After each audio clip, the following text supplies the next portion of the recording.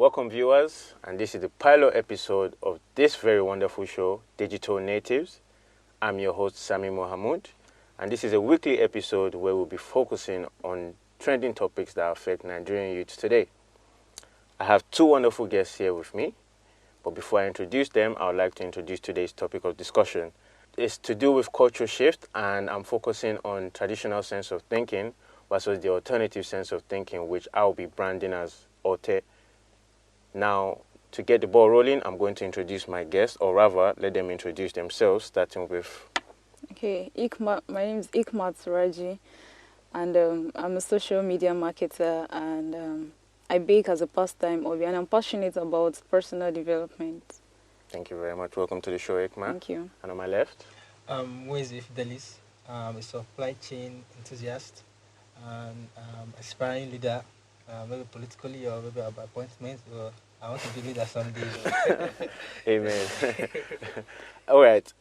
Just to get the show rolling, like I said, the topic is traditional versus Ote. And what I mean by that is, especially with the way Nigeria is moving forward today, and technology and the internet is really exposing everybody to the world to just what's going on, is there going to be a cultural shift in Nigeria, do you think, in the next 20 to 30 years? Or is the traditional sense of thinking still always going to be there? Are we always still going to follow the same pattern our parents did? Or in the next 20 years, 30 years, when we have our children, they won't even know the way our parents were thinking. It will be a different sense of culture that is there. So I don't know which one of you would like to kick that off for me. Okay, I think there's a cultural shift already, All but right. it's not complete, let me put it that way. So there is this evolution from the way we think traditionally, from the way our parents do things, and I think there are so many causes to that, and the major thing I can think of is westernization. So westernization has brought a change to so many things like technology, the way we dress, our education, business, and so many other things. So I think westernization could still be classified as the basic thing. And then there is, among youth today, there is a need for, should I say, exposure.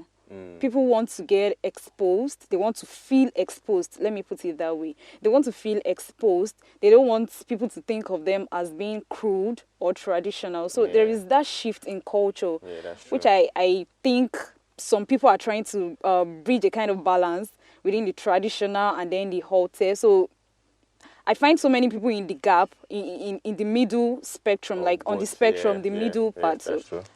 Yeah, I think the most, let's say most appropriate, or the commonly word used now is staying woke.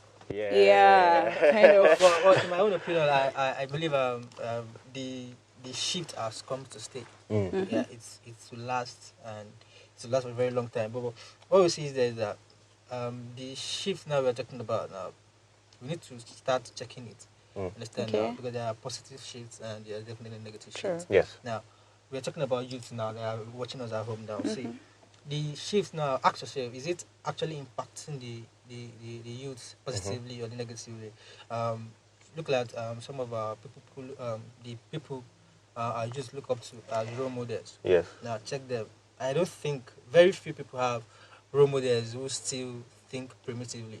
Yes. Now, if you ask most of the kids on the street now, who do you want to be like?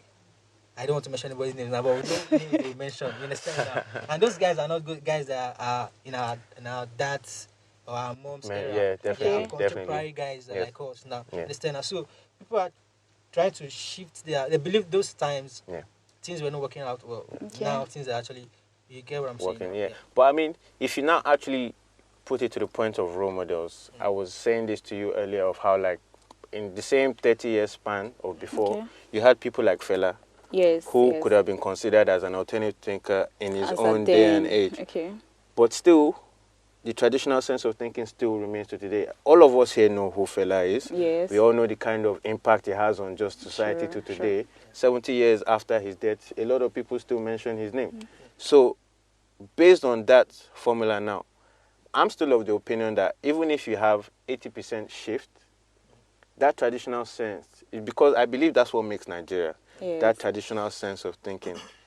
But then at the same time now, where do we go to a point where we can look at the youth and be like, okay, either you choose to move and evolve, or you stay in the past and then you don't move with the rest of the country. Okay. Let me just chip in something here now. The thing is that we cannot forget our roots. Yeah. That's why I like popular music. What's it called? Lucky Dube.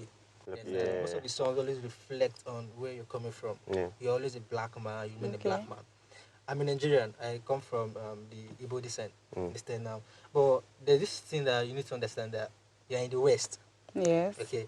So it's very inappropriate. Yeah, though I know some people try to do it just to form work. Yeah. Some people call it amala trash.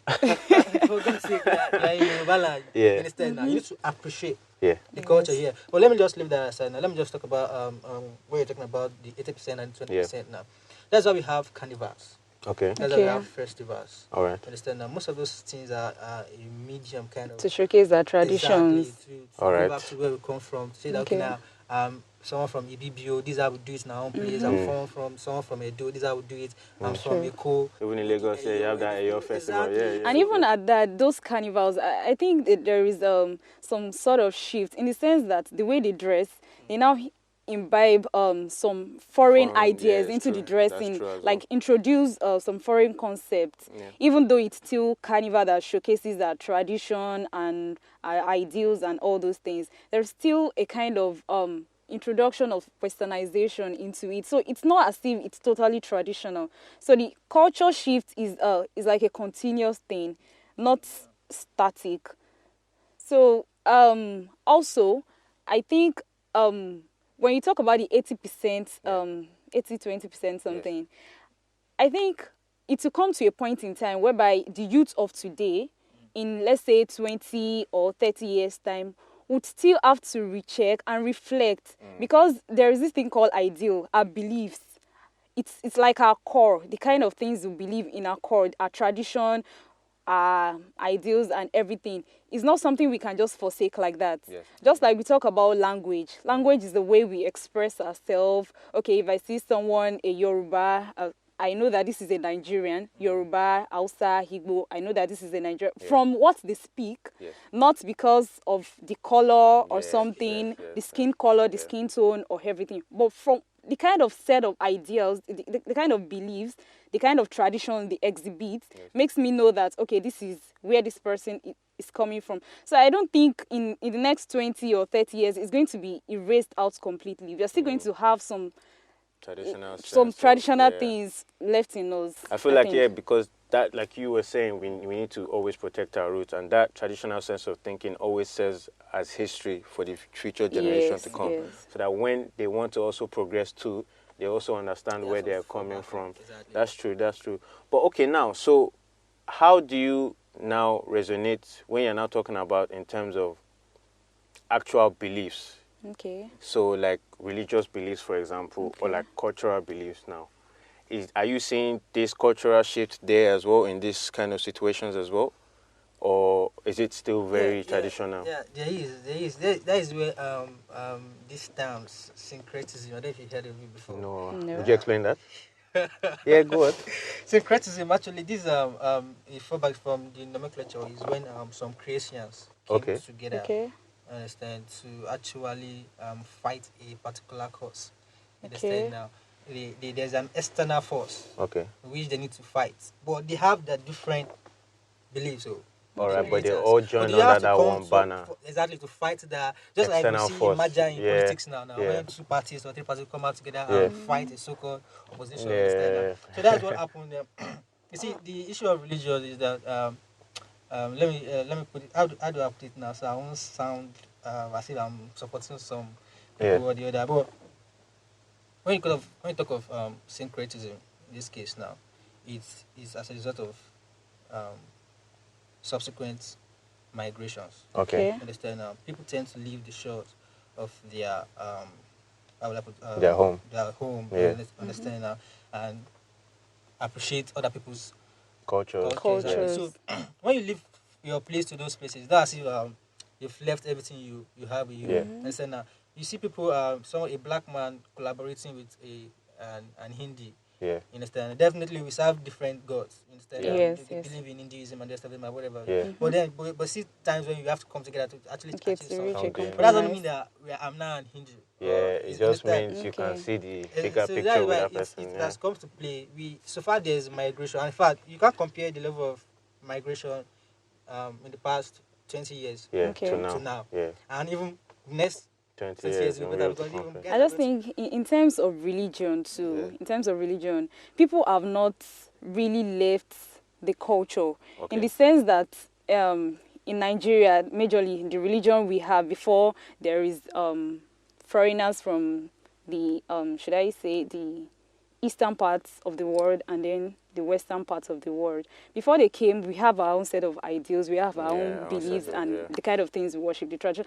So I don't think people have left completely. There is still a percentage of people that practice that. And there is a percentage of people too that practice, let me say, Islam with the tradition and that practice Christianity with the tradition too. So some people have let me say people like that, people that wholly believe in a religion that those foreigners brought to us, really see them as, should I say, they are not whole in a particular religion, so they see them practicing traditional set of traditional religion and then the religion they brought to us. So we have people like that okay, after praying, after saying their prayer in a particular way, they still go back to their roots Yeah, for definitely. some No, that, yeah. I know. Let's I, back up now. Yeah, there's backup. There's backup plan. Maybe for some spiritual forces or Yeah. something that they feel, okay, God is quite far from us. I need immediate answers. Yeah, the It's true. immediate It's true. answers. And then Yeah. that's when they go and call one Baba and Yeah, tell him, oh, yeah. you Yeah, did- just to portray what she's just talking on. You see, this shift you're talking about. I said something earlier that it's to continue. yeah. Yes. If you look at it now, the the way our parents hammer on, the way their parents hammer on marriage, marriage now. Yeah.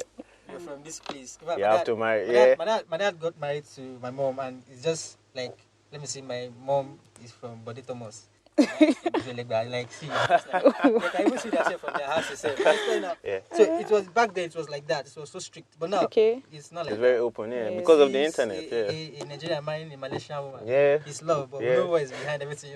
Yeah, and in the case of marriage too, talking about cultural shift, I think people, there is this, should I say, there's this respect for marriage, for that institution before, but now I think it's the respect has reduced a bit in the sense that in the Yoruba land, for example, there are a series of steps that a man has to go through to marry a woman. But now we have cases of cohabiting, Yeah, cases of, okay, I co-parenting. don't even have to know your parents before Yeah. I get you pregnant, and so many other issues like Yeah. that. So I think it has really affected that side of marriage, and it has its own disadvantages too, in the sense that you can marry from other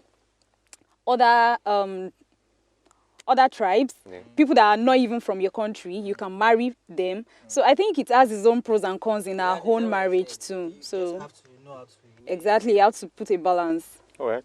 Thank you very much. There'll be more right after the play. Please stick around and don't change that dial.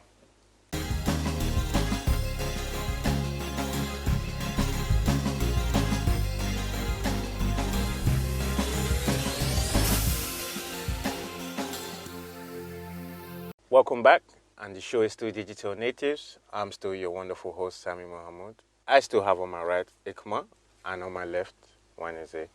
So before we went on break, we were discussing about the culture shift, and I think where we stopped on was the issue of marriage.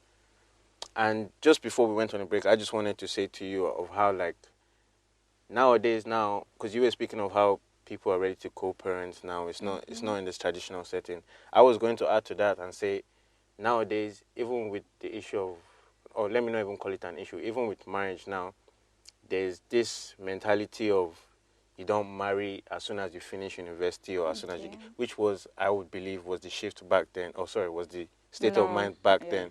So now people are more concerned with developing themselves, finding their passions, whatever they want to do. So I feel like all across the board, if we actually see the youth of today, the argument that I was saying is there is becoming an 80 to 20% shift.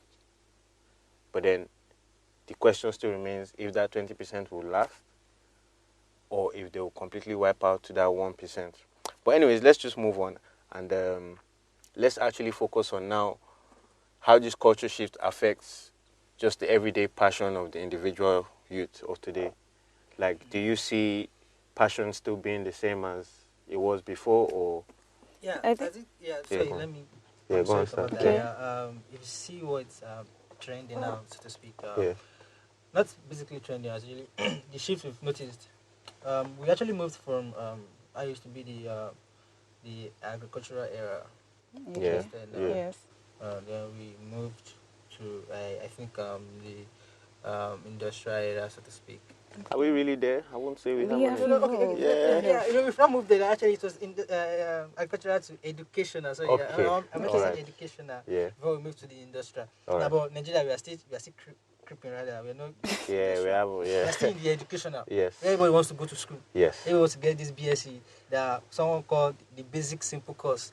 That's that most employers don't even regard it. Yeah. So now you see, back in the days when people had kids, the reason why they give birth to a lot of kids is because they know there's a farm. It's a farm. Yeah. Yes. Okay. And but you see, it's have reduced now because you know there's a school fees to pay. Yeah. Understand? And so many other needs that need to be catered for. So when you check now, you have 3 kids now. Yes. Yes, sir. I'm just saying 3 for Yeah. the A average. basic example, So yeah. you see the born 12. That's all right. So when you look at these 3 kids now, and okay, let me see. One is 70 years old now, about to get into the university. Yes. I think the second one should be around 14, 15. Okay. Next time, rounding up also.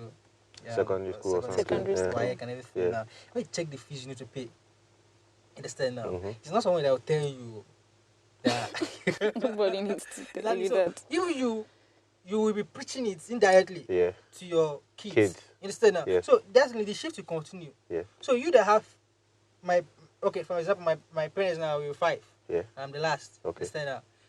They don't even come close to it. I can't get up. 3 steps is not an option. Yeah. Except if my wife begs for it.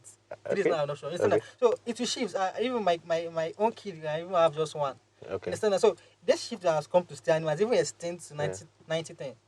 You get? Yeah. So Yeah. as regards the pursuit of passion now, I'm saying that we've moved from the agriculture to the educational. Educational, to the educational. yeah. Everybody now wants to be. We are still not clear on that industrial. Well, but, yeah, we're still clear, but seriously, everybody now wants to be an entrepreneur. Yeah. Quote Yeah. unquote, understand? Everybody wants to be a standalone guy, a one-man mopo as we used Yeah. to say now. Nobody wants to do the 9 to 5. Yeah. Everybody wants to do. Then, people were okay carrying suitcase with Under their this sandals hot going sun. to work. Yeah. Yeah, I'm working for the ministry. But I think entrepreneurship is more than that. Entrepreneurship is all round, not It's even 9 to that- 5. Yeah. So it depends on the kind of thing you do as an entrepreneur. So just starting at, especially in this kind of country that we are, entrepreneurship is not that easy. It's not easy. Is not easy. It's not easy. In this country, In this country, it's not easy. So when I hear people say entrepreneurship, don't do 9 to 5, don't do this, don't do that, I just smile at them really because I've been there. It's really not easy. So I find What did you do that was your entrepreneur experience? I make cakes. Okay. And so it wasn't finding customers, having to satisfy them, having to do so many other things like that. It wasn't that easy. Okay, all right. And so from that, I find it saddening, or let me say disheartening, when people shame 9 to 5 job and say, I think it comes to, it brings us to the issue of passion. Yeah. Whatever you're passionate about, maybe it's entrepreneurship, you find entrepreneurship quite easy for you than 9 to 5. So I don't think there should be that, entrepreneurship should be like the direct opposite of 9 to 5 job. So if it's 9 to 5 job, that satisfies you or that suits you or that brings fulfillment to you, I think it's a better option because I know of some people do 9 to 5 job and they earn as much as 600,000 a month. And some people that go into entrepreneurship don't even know anything about accounting. So they can't really recollect, they can't really say if they are making profits or they are running at a loss. So I think that's why they are just busy. They're just saying, okay, I'm busy. So there's a difference between being in business and being in busyness. So people are actually busy. Yeah. So people are actually busy, but I don't think the productivity aspect is. But, okay, so now let me ask this question, especially let me start with Okay. you. if your child came to you now, Nigerian child, and says he wants to be a footballer, based on the conditions of we understand what the country is that something that you would just readily allow him to, or are there conditions that have to be in place? Don't be too quick by saying Nigerian child, you understand? Okay, you might not. Okay. You have plans, you understand?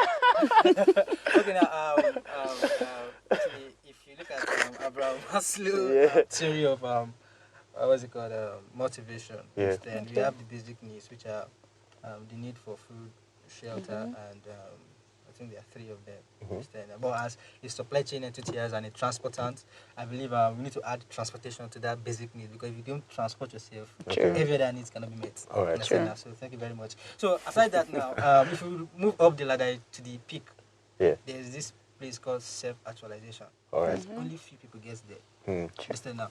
Now, if my son eventually comes to me and says, okay, Dad, I want to be this, I want to be that, understand now. Just, I think I have sense, so to speak. It's not very much.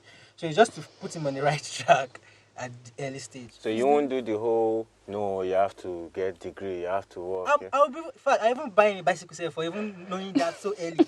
Some people don't even know what they want to do with their life until it's late. They start chasing shadows at a very, very late age, which is not very, very quick. Though everybody's times and seasons are different. Everybody's time is different. It's different, Mark Zuckerberg made it at the age of 23.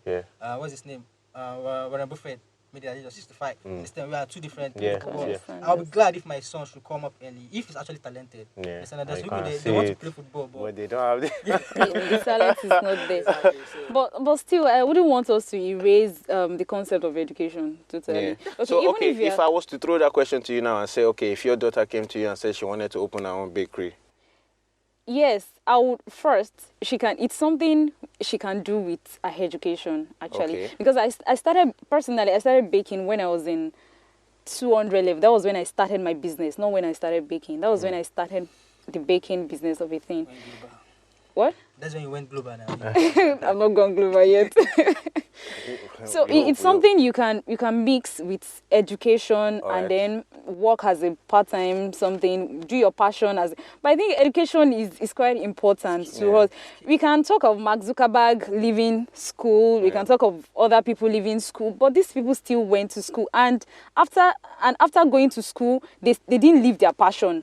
And we can't say because they left school, they have a system.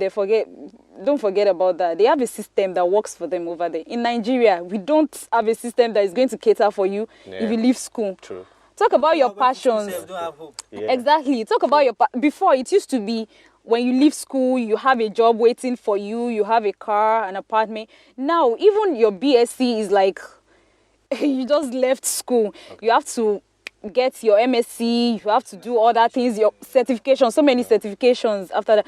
And after getting the certification, so many people still have to pursue their passion. But because of the kind of situation we find ourselves, we have that you have to get your BSc, you have to get your MSc to fit into a particular strata of the society. So, but I mean, okay, so you've been mentioning education a lot. I'm of the opinion that there's a difference between getting an education and being educated. Yes. The reason why Mark Zuckerberg left college or whatever wasn't because, he didn't have the educational capability. He already felt he was educated enough. Yes. And that's the thing. Some people can have their MSc, BSc, PhD, professorship, and not necessarily still be educated. True. So that's why I feel like if my own child came to me, for example, and said, Dad, I want to be a musician or whatever, first of all, I would test his knowledge of how educated he is, like just his street smart knowledge. And if I see that, okay, because in life, like, forget, in life, by the time, in life, there's no how, even if you get all the degrees in the world, if you're not street smart, the common street urchin can be the person that is your downfall. Do you get what I'm saying? So you have to be very aware of what life is, and you don't get what life is through school. That made me remember someone. So I was in a conversation with a business analyst. She didn't study in Nigeria. She studied in the UK. And after studying in the UK, she moved to Nigeria. And she said, okay, that she after studying business analysis and all those stuff in the UK, she has to understand how the Nigerian system works. All those theories cannot be fit into the Nigerian system. It works in a different way. So you have to learn from the streets, not really from the books, even though what she has learned is the standard. But you have to learn how some things work. It's just like, okay, as I said earlier, I manage social media accounts, and the kind of language Nigerians understand. You can't say, okay, for example, now, let's say you want to advertise music. You can't say, okay, sponsor me. Nigerians will not understand. Should I support you spiritually or in prayers or something? You should say the direct language that people will understand. Okay, I want you to buy, I want you to do this, I want you to do that. But the climes are different. If you do that abroad, the kind of language you're going to say is different from the kind of language you put to people here. All right, thank you very much. It's been a very wonderful show. I hope you guys enjoyed yourself because this conversation was hot. I hope you guys at home enjoyed yourself. And this, like I said, is the very first episode of Digital Natives. Till next time, I still remain your host, Sami Mohamud, and keep it tuned on Aleeftv.